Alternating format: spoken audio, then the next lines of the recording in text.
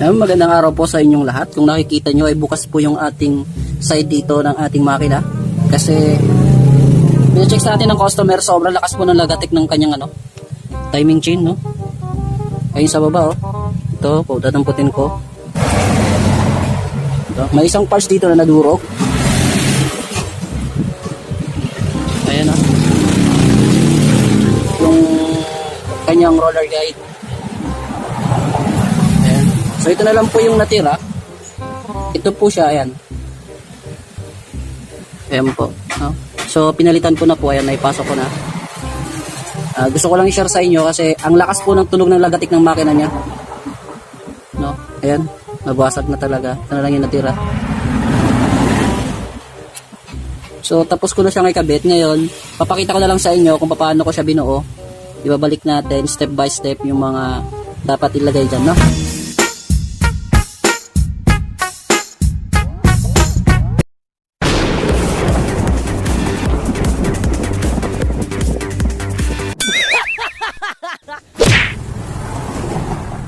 Yan, so ibabalik na po natin, no? Punasan muna natin ang mga oil dito sa gilid para hindi siya magkaroon ng leak. Maglagay tayo ng liquid gasket.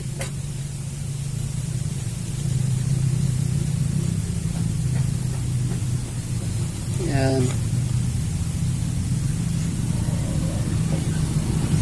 Bali yung tunog ng makina niya, nung chinek ko, para siyang may mga barya sa loob. Yun, malakas talaga yung tunog. Sabi ko sa kanya, sirahin kanyang roller guide. So hindi nga ako nagkamali. Nung binuksan ko, nakita namin durog-durog na talaga. Tingnan nyo naman, oh. Kanyang roller guide, ito na lang yung natira.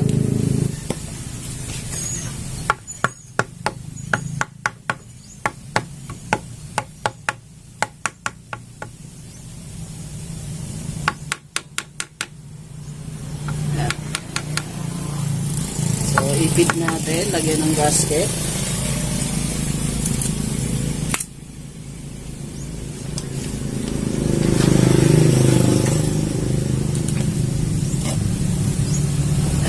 Ilagay itong dalawang na to, screw.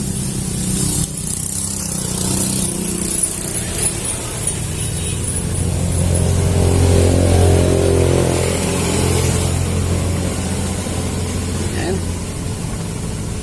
Then pitan.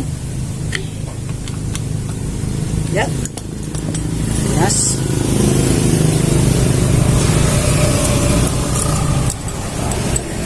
Then next nating ilalagay yung starter chain, saka ito sabay natin itong ilalagay. Ilalapat natin pa ganyan, pati yung sa starter, yan pa ganyan, ha. So diretso natin sila, yan, sabay, pati dito sa taas sabay yan.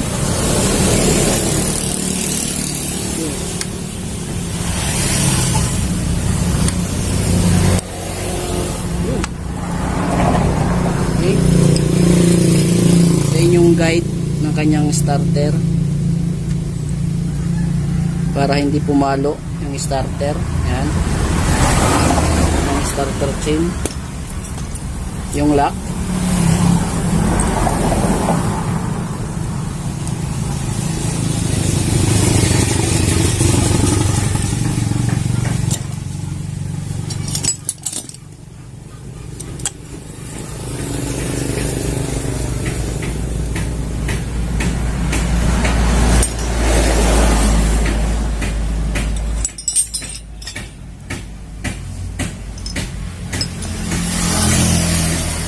Yan din yung lock ng starter dito.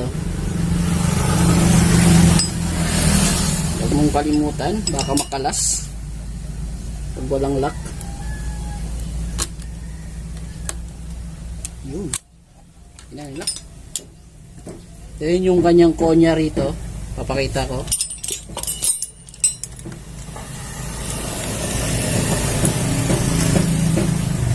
Yan, ito, sana nakikita, no?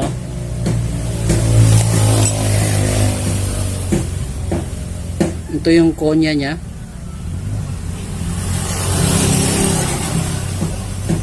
dito natin to ilalagay.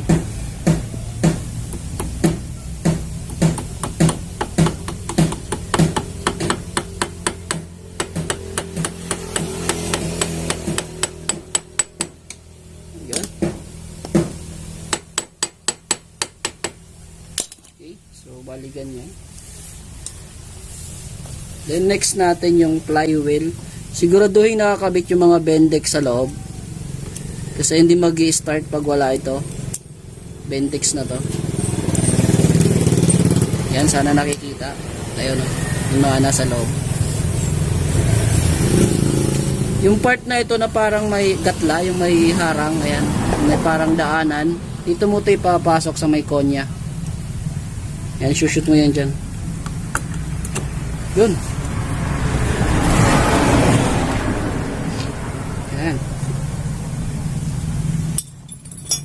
Pag naipasok mo na yung lock washer na.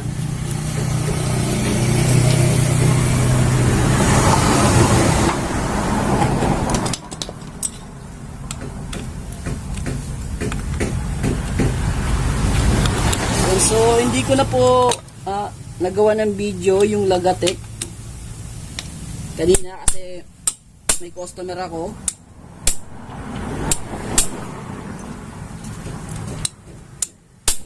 Ayan. Kaya hindi ko na ipakita kung gaano kalakas yung lagatik niya, no? So higpitan lang natin to dito na maayos para hindi kumalas.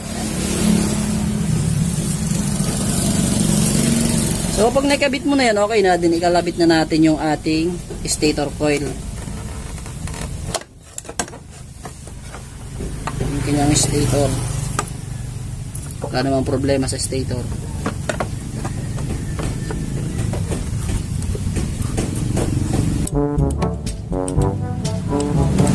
So papaanda rin na natin siya ngayon. Susi.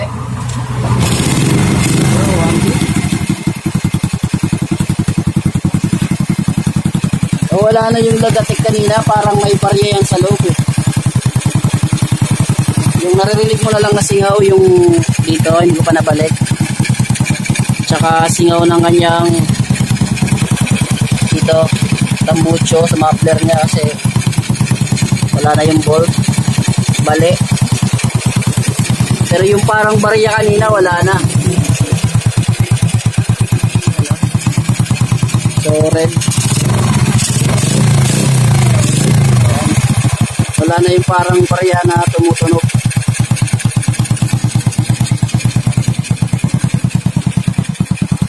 Yan, so yun lang po yung naging problema ng motor ng katropa natin. Sana may natutunan kayo sa video na ito or sana may na-share ako sa video na ito. Okay na ito. Ayan, okay na. Naibalik na natin sa ayos. Rusi. 100cc lang pala ito eh. 100. MP 100.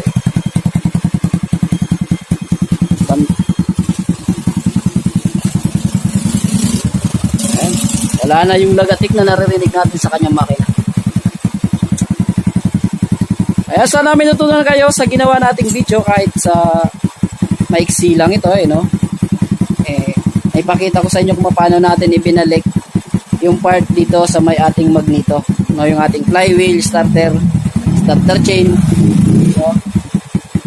So, gusto na nating video mga idol mga paps. Ganyan like siya sabi niyo pa Chad. God bless po tayo. Cute tapos na tayo dito. Ano pa ID? Peace yo. Know what to do with that big fat butt.